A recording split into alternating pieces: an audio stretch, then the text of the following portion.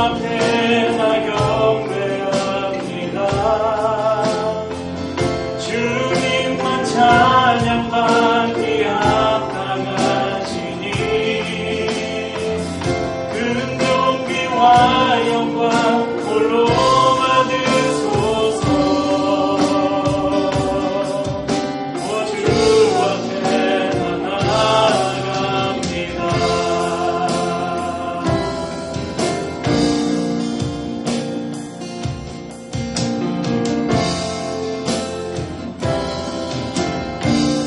햇살보다 밝게 빛나는 햇살보다 밝게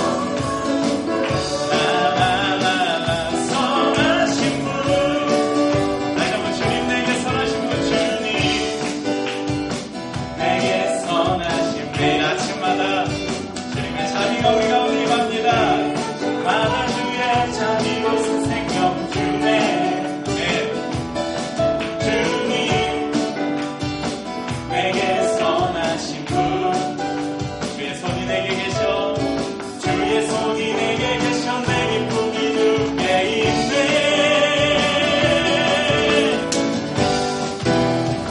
나 춤을 추네 나 주께 외쳐 나 주께 뛰네 뛰어 돌려 할렐루야 라라라라 선하신 분 선하신 분 선하신 분 오직 주님이 오직 주님이 나를 구하셨네 나 거리에서도 찬양을 드리리 라라라라 선하신 분 선하신 분 선하신 분 선하신 분 주는 내게 선하신 분 주는 내게 너무 선하신 분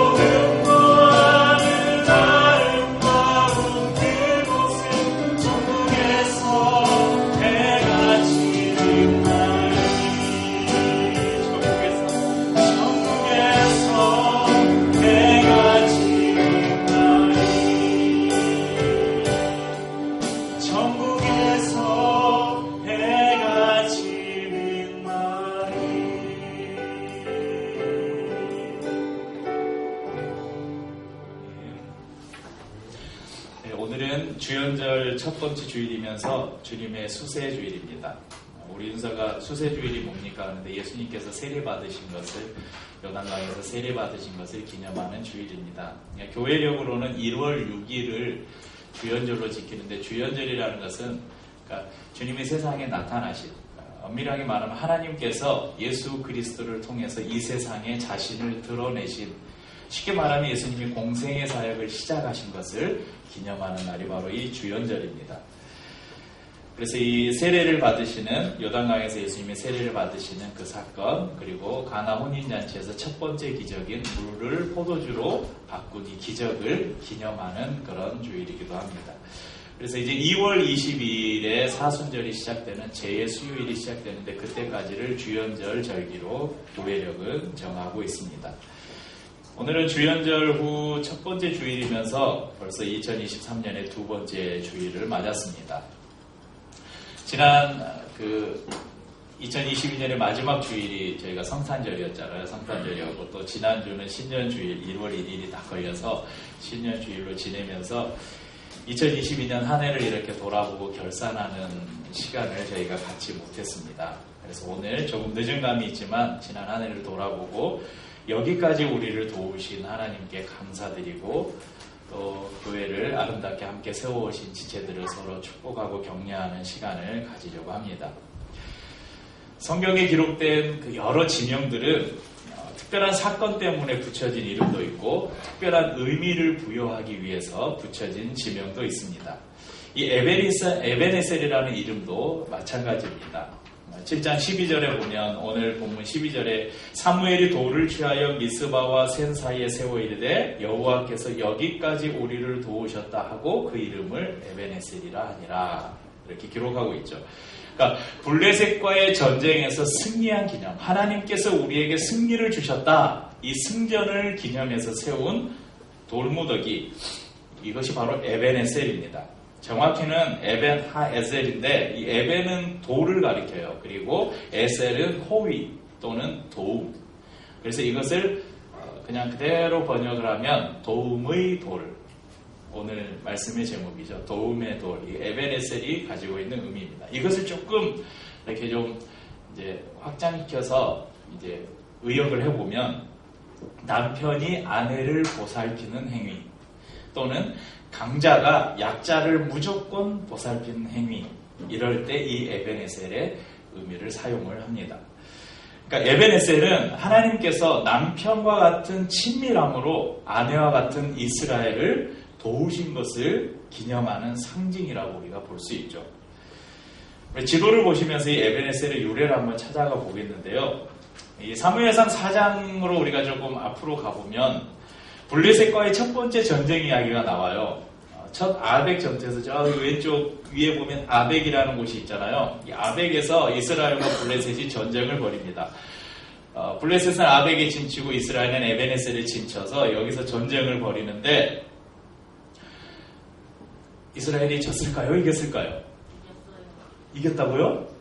대패를 해요. 그래서 전쟁의 첫 전투에 실패를 하고 이건 하나님이 우리와 함께 하시지 않아서 그런 거다. 하나님의 임재의 상징인 법궤를 가지고 와라. 그래서 실로에 있는 하나님의 법궤를 가지고 와라. 그러니까 이 법궤라는 게 하나님이 임재하시는 그 상징이잖아요. 그러니까 하나님이 우리와 함께 하시면 우리가 전쟁을 이길 수 있다. 자, 이스라엘 백성들이 지금 이 법궤는 뭘로 쓰는 거예요?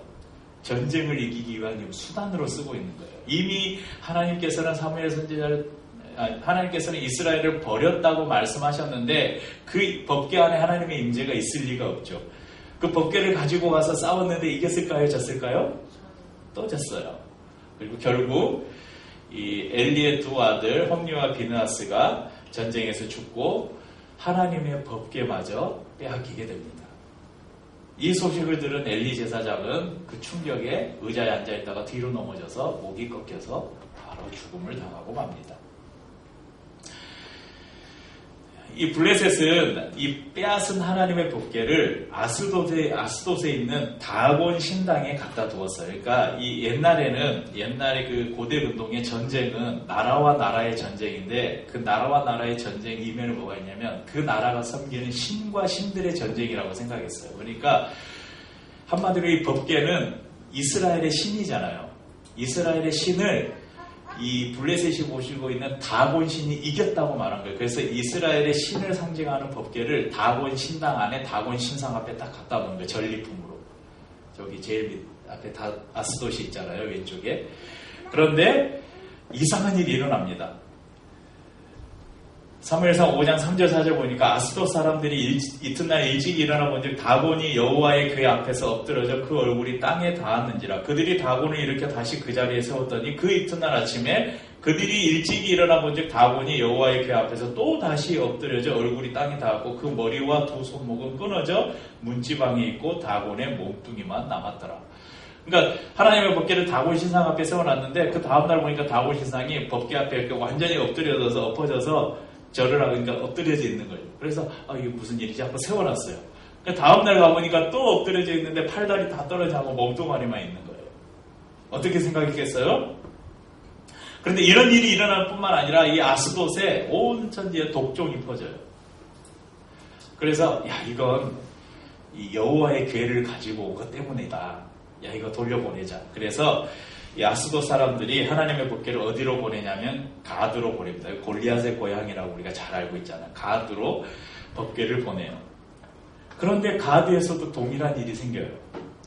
사무엘상 5장 9절을 보니까 그것을 옮겨간 후에 여호와의 손이 심히 큰 환란을 그 성읍에 더하사 성읍 사람들의 작은 자와 큰 자를 다 쳐서 독한 종기가 나게 하신지라. 또 독종이 가드 사람들에게 퍼져요. 가드 사람들은 두려워해서 이 법궤를 어디로 다시 보내요? 에그론으로 보냅니다. 그러면 에그론 사람들은 이미 알고 있잖아요. 아스돗과 다 이 가드에서 일어난 일을 알고 있죠. 우리는 못 받아. 그래서 이 법궤 다시 이스라엘로 돌려보내자. 그래가지고 제물까지 들여가면서 이 여호와 이 화난 신을 달래기 위해서 그러니까 자신들의 방식으로 제물까지 들여가면서 이 하나님의 법궤를 다시 이스라엘로 돌려보냅니다. 즉 베세메스로 돌려보내요.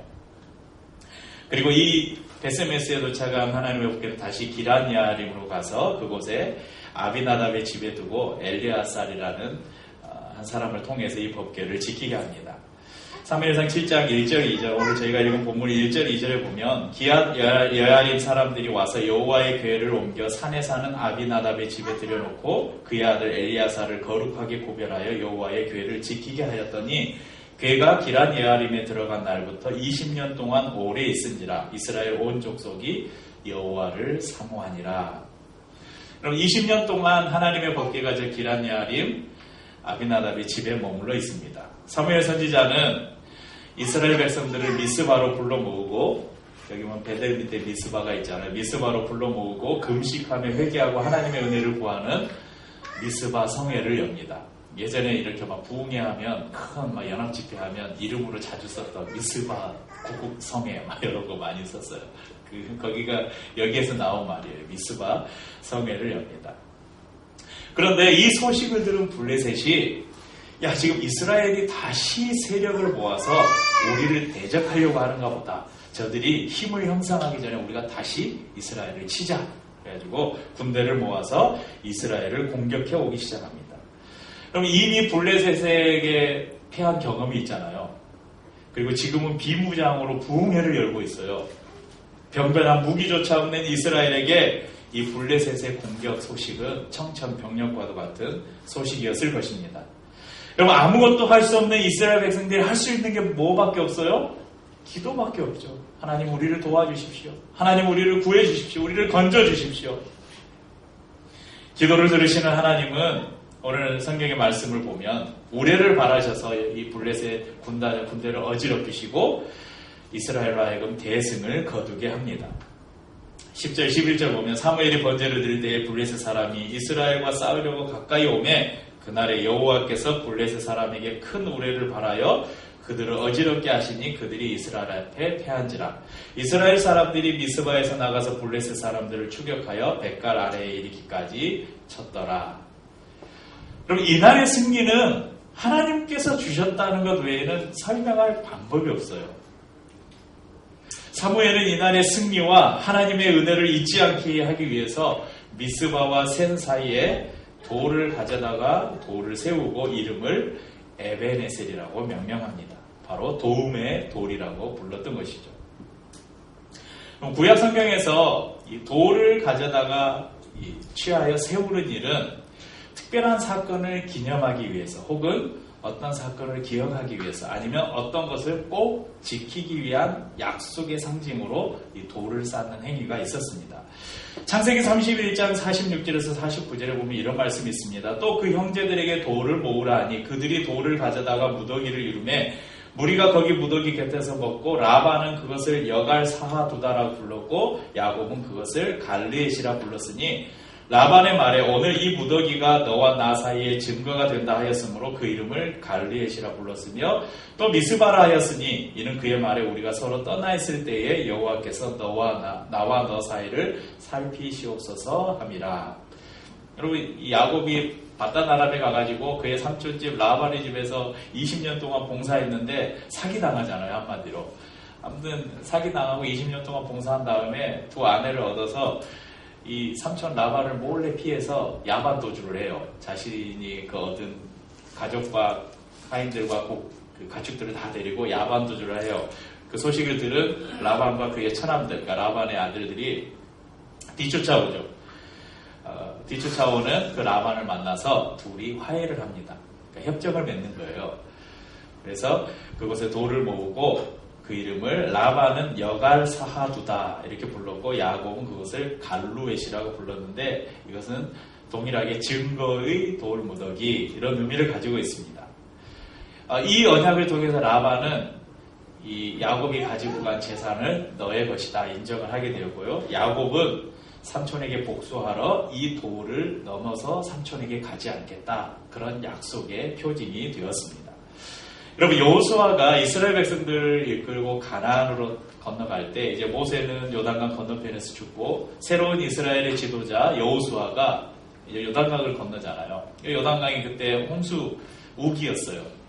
물이 두 개 출렁출렁 넘칠 때 제사장들이 하나님의 법궤를 메고 요단강에 발을 딱 내미니까 요단강이 홍해가 갈라진 것처럼 쫙 갈라지죠. 그래서 이스라엘 백성들이 요단을 건너서 마른 땅을 밟으면서 가나안으로 들어가게 됩니다. 여호수아는 이스라엘 12지파에 하나씩 요단강 가운데서 돌을 하나씩 가지고 와라. 그래서 요단강을 건너면서 돌을 하나 챙겨와요. 그리고 그것을 길갈에 모아서 돌탑을 쌓습니다. 여호수아서 4장 20절 22절에 보면 여호수아가 요단에서 가져온 그 12돌을 길갈에 세우고 이스라엘 자손들에게 말하여 이르되 후일에 너희 자손들이 그들의 아버지에게 묻기를 이 돌들은 무슨 뜻이니까 하거든 너희는 너희의 자손들에게 알게 하여 이르기를 이스라엘이 마른 땅을 밟고 이 요단을 건넜습니다. 이렇게 기록하고 있습니다. 그러니까 왜 돌을 세웠어요? 이것이 증거라는 거예요.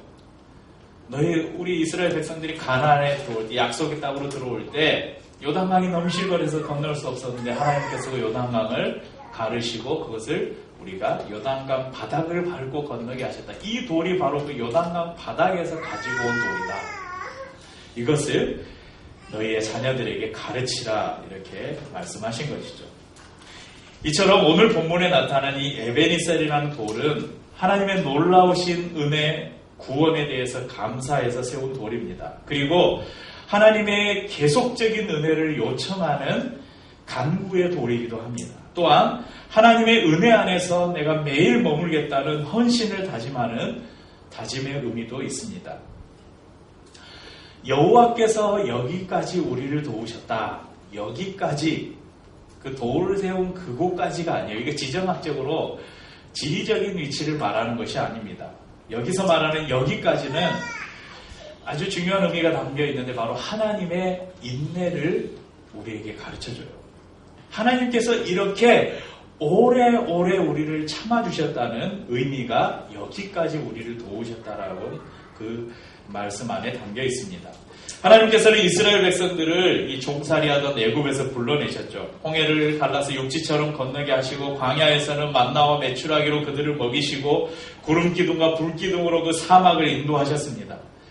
목이 마를 때 반석을 쳐서 반석에서 물을 내셔서 마른 목을 죽이게 하셨습니다. 그럼에도 이스라엘 백성들은 하나님을 하나님의 은혜를 잊어버리고 원망하고 불평하고 다시 애국으로 돌아가자, 그때가 좋았다 그러면서 우상을 섬기고 하나님의 진노를 사기에 급급했습니다. 그럼에도 불구하고 하나님은 기다리셨죠. 그럼에도 불구하고 하나님은 여기까지 인내로 계속해서 도움의 손길을 펼치신 것입니다. 오늘 우리의 삶과 또 교회의 발걸음을 한번 돌아보십시다. 여러분, 내가 잘해서, 우리가 잘해서 이만큼 왔고 이만큼 이루었다고 여러분 생각하십니까? 여러분, 이 정말 치열한 전쟁과도 같은 이 세상 속에서 삼시세끼 우리가 먹을 것 걱정하지 않고 추위 걱정하지 않고 누울 수 있는 잠자리가 있다는 것이 단지 나의 노력만으로 된 것일까요? 날마다 하나님의 말씀대로 살기보다 내 생각과 내 뜻과 내 욕심을 쫓아 살았음에도 불구하고 우리가 오늘도 하나님의 은혜 안에 머물고 있다는 이것이 여러분 기적 같은 일이 아닙니까? 여러분, 우리 기류의 교회는 어떻습니까?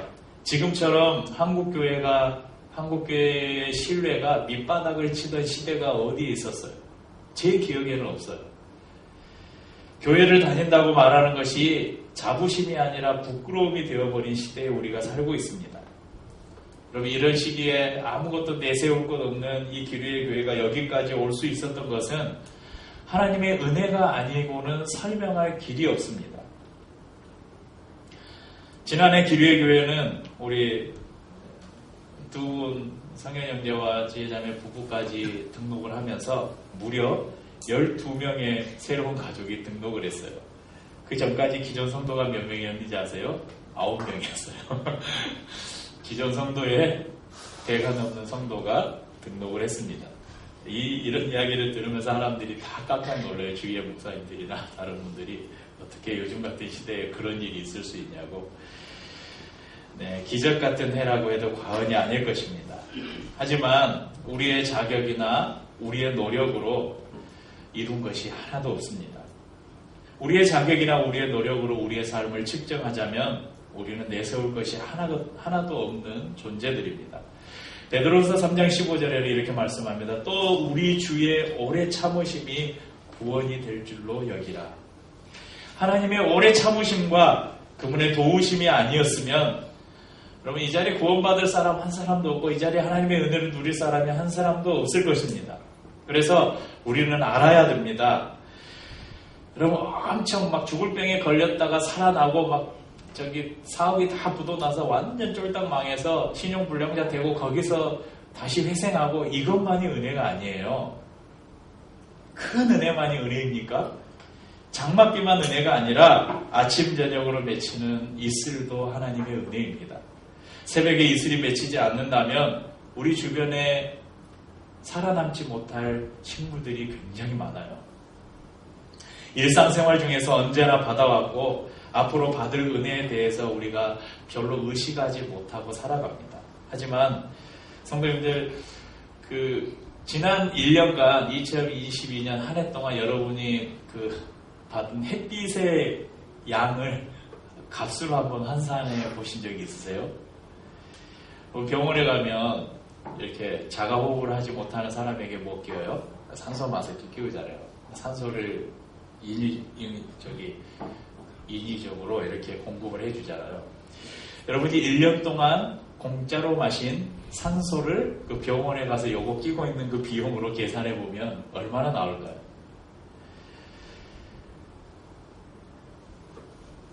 우리가 1년간 마신, 요즘에는 하긴 물을 돈 내고 마시긴 하지만, 네, 물론 정수하고 이렇게 집에까지 갖다 주고 또 이렇게 해가지고 담아서 이렇게 마트나 이런 데서 파는 물을 우리가 사먹는 시대가 됐는데,